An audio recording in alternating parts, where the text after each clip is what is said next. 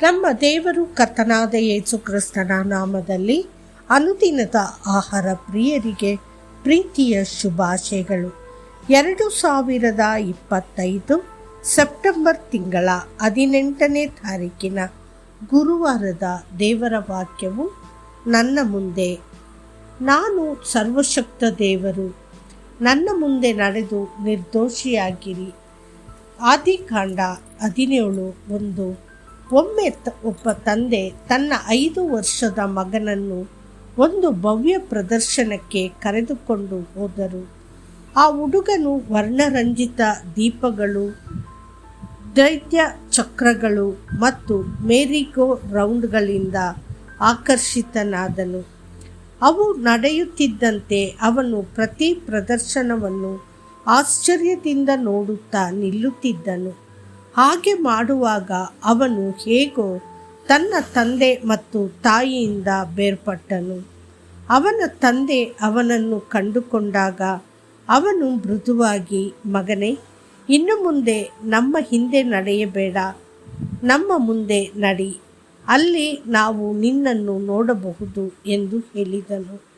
ಅದೇ ರೀತಿ ಕರ್ತನು ಅಬ್ರಹಾಮನಿಗೆ ನನ್ನ ಮುಂದೆ ನಡೆದು ನಿರ್ದೋಷಿಯಾಗಿರು ಎಂದು ಹೇಳಿದನು. ಕರ್ತನ ಮುಂದೆ ನಡೆಯುವುದು ಎಂದರೆ ಆತನ ಮುಂದೆ ಹೋಗುವುದು ಎಂದಲ್ಲ. ಆತನ ಕಣ್ಣುಗಳು ಯಾವಾಗಲೂ ನಿಮ್ಮ ಮೇಲಿವೆ ಎಂಬ ಅರಿವಿನೊಂದಿಗೆ ಬದುಕುವುದು ಎಂದರ್ಥ. ಆತನು ನಿರಂತರವಾಗಿ ನಿಮ್ಮನ್ನು ಎಚ್ಚರಿಕೆಯಿಂದ ನೋಡುತ್ತಾನೆ. ಆದರೆ ನೀವು ಆತನ ಹಿಂದೆ ನಡೆದರೆ ಲೋಕದ ಆಕರ್ಷಣೆಗಳು ನಿಧಾನವಾಗಿ ನಿಮ್ಮ ಹೃದಯವನ್ನು ಮಂದಗೊಳಿಸಬಹುದು ಮತ್ತು ಲೌಕಿಕ ವಿಷಯಗಳ ಹಿಂದೆ ನಿಮ್ಮನ್ನು ಎಳೆಯಬಹುದು. ಹೆನೋಕನು ದೇವರೊಂದಿಗೆ ನಡೆದನು. ಆದಿಕಾಂಡ 5:24. ಮತ್ತು ನೋಹನು ದೇವರೊಂದಿಗೆ ನಡೆದನು. ಆದಿಕಾಂಡ 6:9 ಎಂದು ಸತ್ಯವೇದವು ಹೇಳುತ್ತದೆ. ಇಂಗ್ಲಿಷ್ ಬೈಬಲ್ನಲ್ಲಿ ದೇವರೊಂದಿಗೆ ನಡೆದನು ಎಂಬ ಪದಗುಚ್ಛವನ್ನು ಬಳಸುತ್ತದೆ. ಅವರು ದೇವರ ಆಪ್ತ ಸ್ನೇಹಿತರು ಎಂದು ತೋರಿಸುತ್ತದೆ. ಆತನೊಂದಿಗೆ ಕೈಜೋಡಿಸಿ ನಡೆಯುವುದು. ಆದರೂ ದೇವರೊಂದಿಗೆ ನಡೆಯುವುದಕ್ಕೂ ದೇವರ ಮುಂದೆ ನಡೆಯುವುದಕ್ಕೂ ವ್ಯತ್ಯಾಸವಿದೆ. ಆಗಾಗ್ಗೆ ಕರ್ತನು ನಮ್ಮನ್ನು ಕಾಪಾಡಲು ಹಿಂದೆ ಹಿಂಬಾಲಿಸುವಾಗ ಆತನ ಮುಂದೆ ನಡೆಯಲು ಹೇಳುತ್ತಾನೆ. ಇತರ ಸಮಯಗಳಲ್ಲಿ ಅವನು ನಮ್ಮೊಂದಿಗೆ ಮಾತನಾಡುತ್ತಾ ಪಕ್ಕದಲ್ಲಿ ನಡೆಯುತ್ತಾನೆ. ಒಮ್ಮೆ ಒಬ್ಬ ಭಕ್ತನು ಬೆಟ್ಟದ ಹಾದಿಯಲ್ಲಿ ನಡೆದುಕೊಂಡು ಹೋಗುತ್ತಿದ್ದಾಗ ಯೇಸುವನ್ನು ಧ್ಯಾನಿಸುತ್ತಿದ್ದನು. ಹಿಂತಿರುವಾಗ ನೆಲದ ಮೇಲೆ 2 ಜೊತೆ ಹೆಜ್ಜೆ ಗುರುತುಗಳು ಅಕ್ಕಪಕ್ಕದಲ್ಲಿ ಇರುವುದನ್ನು ನೋಡಿ ಅವನಿಗೆ ಸಂತೋಷವಾಯಿತು. ಆದರೆ ಅವನು ಅಪಾಯಕಾರಿ ಇಳಿಜಾರನ್ನು ತಲುಪಿದಾಗ ಅವನಿಗೆ ಕೇವಲ 1 ಜೊತೆ ಹೆಜ್ಜೆ ಗುರುತುಗಳು ಮಾತ್ರ ಗಮನಕ್ಕೆ ಬಂದವು. ತೊಂದರೆಗೀಡಾದ ಅವನು, ಕರ್ತನೇ, ನೀನು ನನ್ನನ್ನು ಇಷ್ಟು ಅಪಾಯಕಾರಿ ಸ್ಥಳದಲ್ಲಿ ಏಕೆ ಒಂಟಿಯಾಗಿ ಬಿಟ್ಟಿದ್ದೀಯಾ? ನನಗೆ ಒಂದೇ 1 ಜೊತೆ ಹೆಜ್ಜೆ ಗುರುತುಗಳು ಕಾಣುತ್ತಿವೆ ಎಂದು ಪ್ರಾರ್ಥಿಸಿದನು.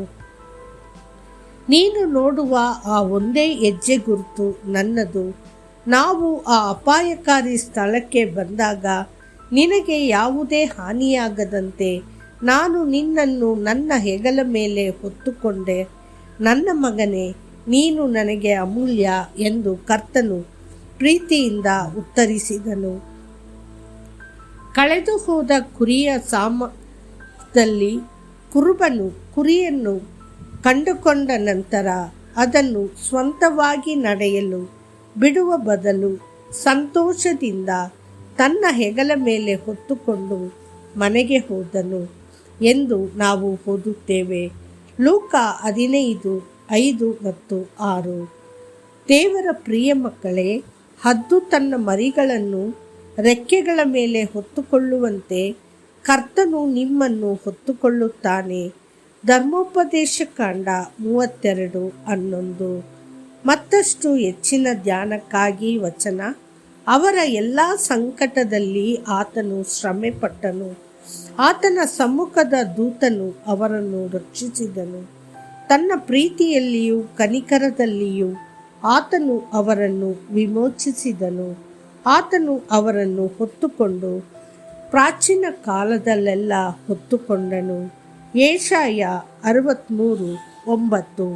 ಕರ್ತನು ನಿಮ್ಮನ್ನು ಆಶೀರ್ವದಿಸಲಿ. ಆಮೇನ್.